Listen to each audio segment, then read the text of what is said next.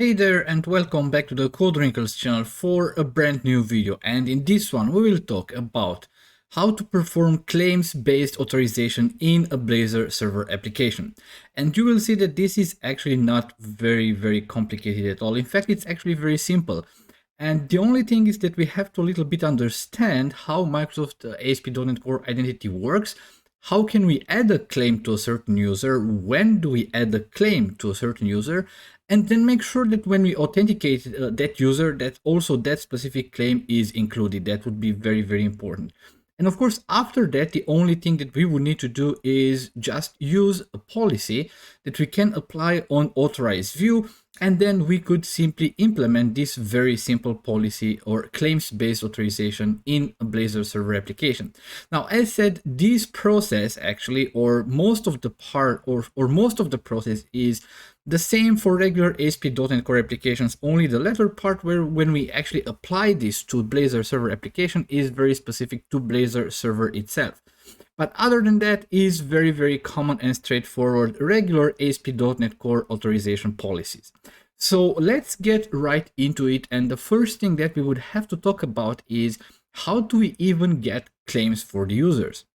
And the idea here is very simple, because when we actually write that user to the database, or when that user has to, to do it our system for the first time, we need to actually make sure that we include for that user all the claims that are needed.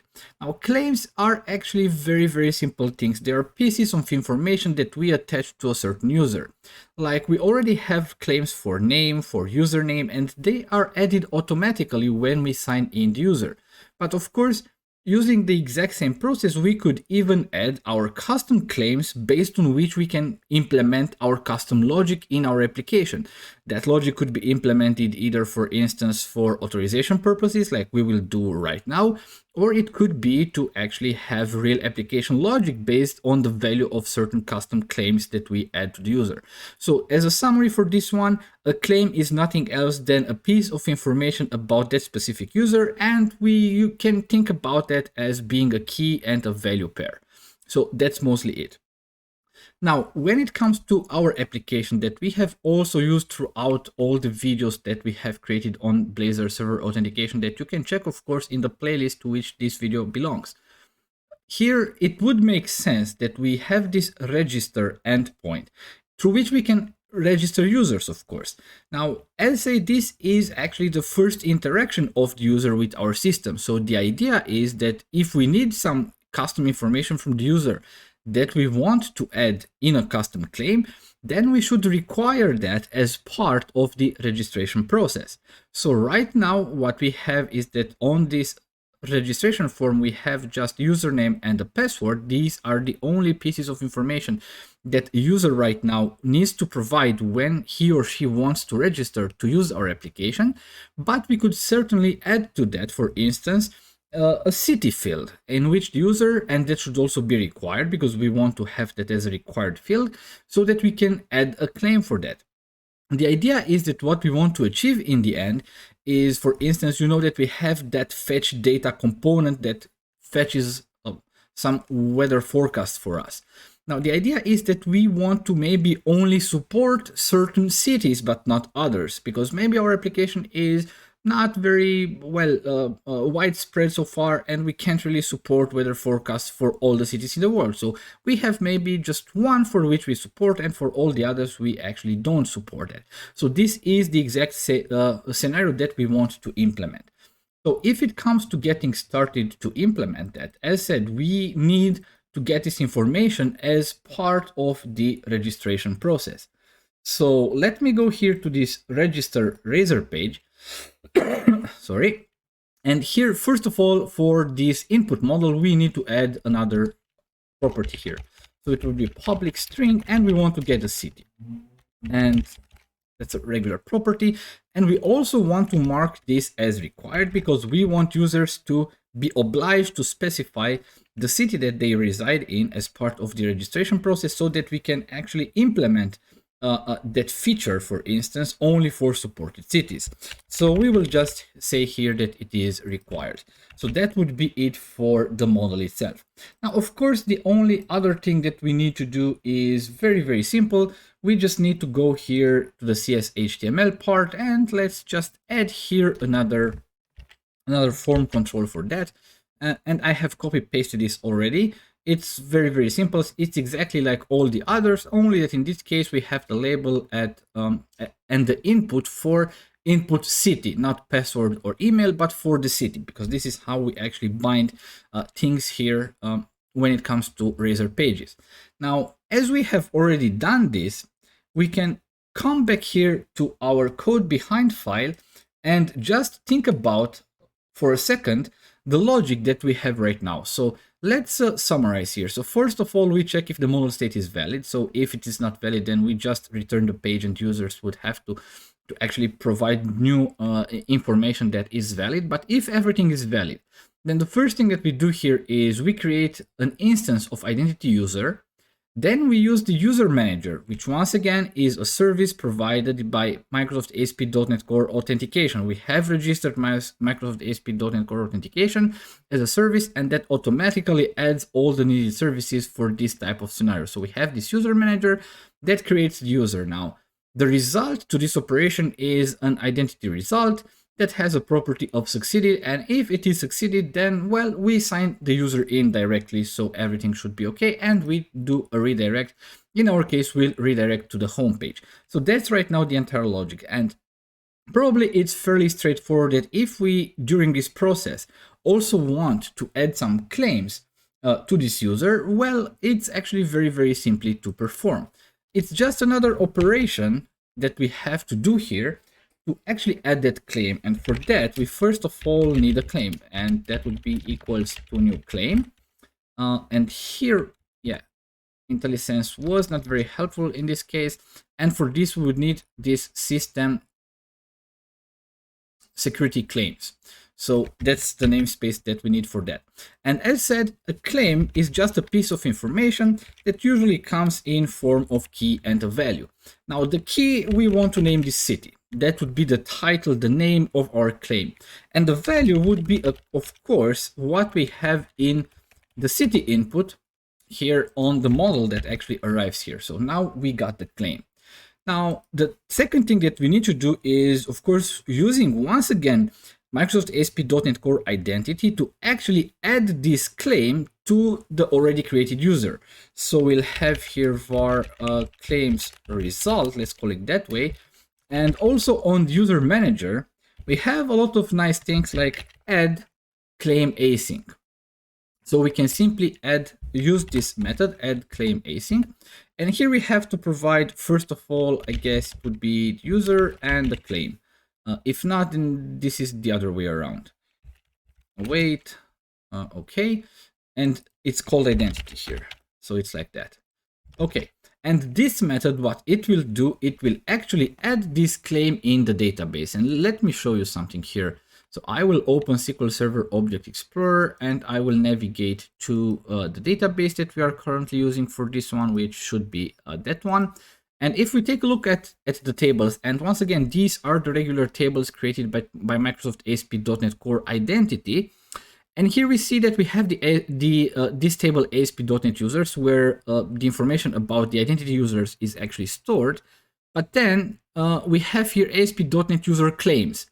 And that's the table where we will store, or where Microsoft ASP.NET Core Identity stores the claims for each user. So when we perform this action with add claim async, it will add here a record in the ASP.NET user claims that will of course use the identity user ID as a foreign key to actually have that relation, one-to-many relation between an ASP.NET user and an ASP.NET user claim.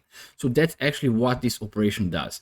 But not only that it does this, it means that right now it also updates the identity user with all the new information about the claims that we have just added here. So what we can do here is, in this if, we want to first make sure that both results are actually okay. course, we succeeded.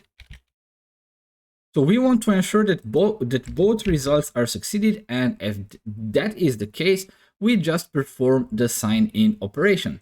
And theoretically, right now, when we sign user in, the user should already have the necessary claims that we have added just right now here in this step to our database. Once again, we usually do this only during this registration process, but of course, in more sophisticated applications, you might have dedicated pages where you add some user information, and in that case, you want to also add the information to the claims. No problem, just use the user manager and add the claims where you need to do that. So it's really not that complicated at all. Cool. Now, let's go one step further. So we have done this, we are good with that. Now, the second thing that we need to do is configure an authorization policy in our Blazor Server application to actually specify that we want just to support a certain city. But before we actually do that, let me go back here to this register, and to not have any surprises, let's have here this input city, and let's make it all lowercase, so that we don't really have any problems when we compare claims, that we have different casing for different letters, because in the end it's a user input. Cool. So we have this type of information here. Now let's go back, as I said, to this program.cs file. And here in this program.cs file, right after we add identity and everything, let me go here and just do a very, very simple thing here. We will have here, let's maybe just have a new line here, builder, services, and on the services, we have this add authorization, and that's actually what we need to do. And when we call this add authorization, that's also the place where we can configure different authorization policies that we might want to use throughout our application. And this accepts an action, of course, through which we can add policies and define policies and things similar to that. Now, let's simply add a policy here. So add policy. That's what we want to add. So first of all, what we need to provide here is a name for that policy. And here, let's call this supported city only. Let me just also copy this to the clipboard, because we will probably still need that.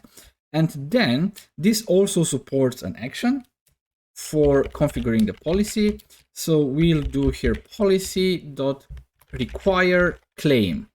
And here you can specify the name of the claim that you require. So our claim is named city.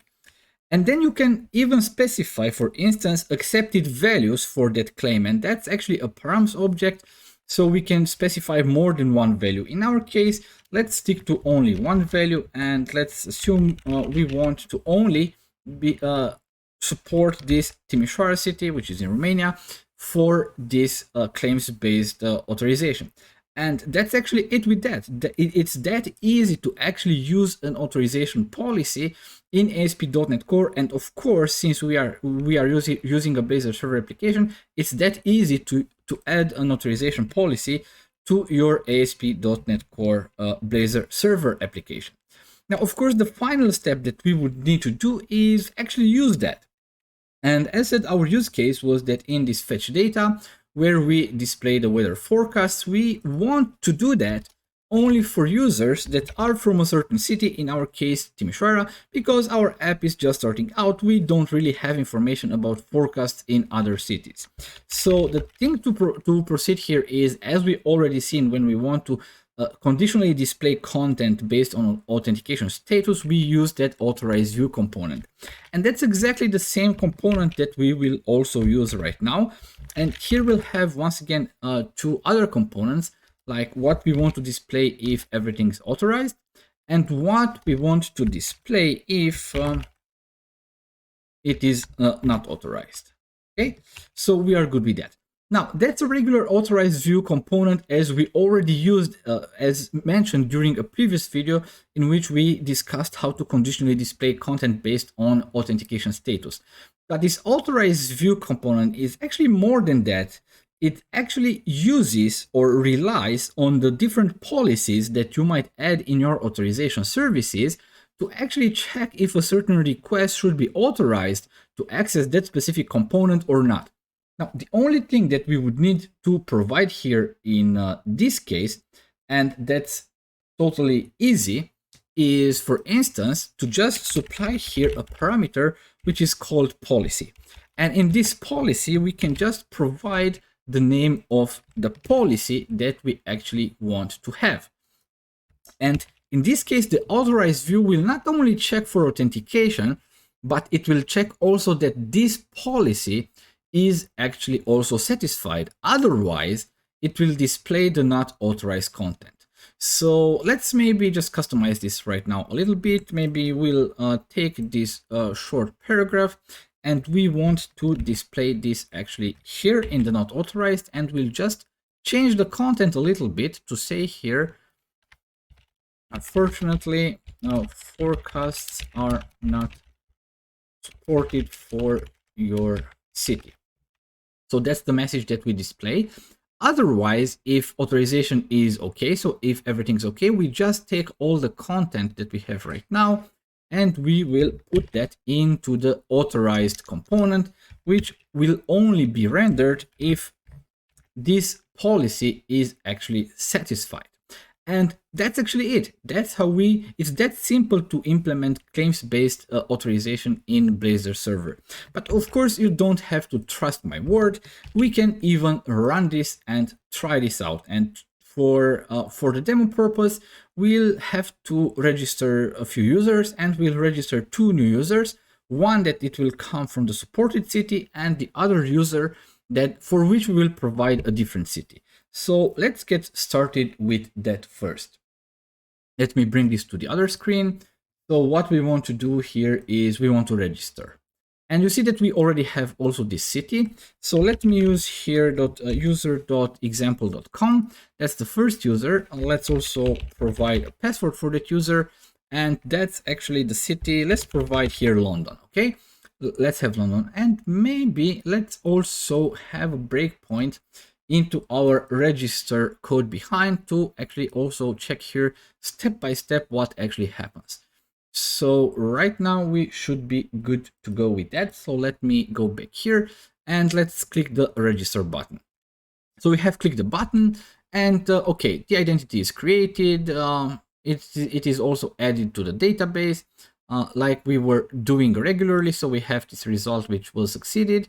And right now we want to create a claim, and we have this city value, which is London, which is okay. And then this claim is added. And what we do now is, once again, we use the user manager and just say, hey, for this user, I want to add a claim. And that would add the claim to the database. And after that, we just signed user in like we were doing before. And we are redirected to the home page. And right now, if we click on fetch data, we see here this, unfortunately, forecasts are not supported for your city. Let me just log out here and click register once again. And here, let's provide user2.example.com. Let's provide a password. And let's provide here a city. And this is the supported city. So we know that already. So we are logged in right now. And if we click on fetch data, we can see this component once again. And just to prove that, let's log out. Let's log in with the first user. Once again, it was the regular user.example.com. Hopefully we'll provide the correct password for that. And right now, if we click on fetch data, once again, unfortunately, forecasts are not supported for your city. Hopefully, we will support them in the future. So it's that easy, as you can see, to add claims-based authorization to your Blazor Server application. If you have any questions or just want to get a discussion going, then don't be shy and feel free to use the comment section of this video, and we can have a chat there and discuss maybe different scenarios that you might have and that are really not that straightforward as we have here, but really that's actually the basics of how to perform claims-based authentication or authorization in a Blazor Server application. If you know this basic, you can extrapolate it to almost every scenario that you might encounter in your real applications. And if you think that this content might be useful also for others, don't be shy and spread the word. Sharing is caring, and I would totally appreciate that. And last but not least, if you haven't subscribed already, please do that. Just hit the subscribe button. Also hit the notification bell button to always be up to date with whatever content we have new here on this channel, because we try to update this channel on a very regular basis. Mostly several times a week, so it should be okay to just have a notification when we have some new content that might be interesting for you. This being said, once again, thank you very much for watching, and until the next time, I wish you the very best.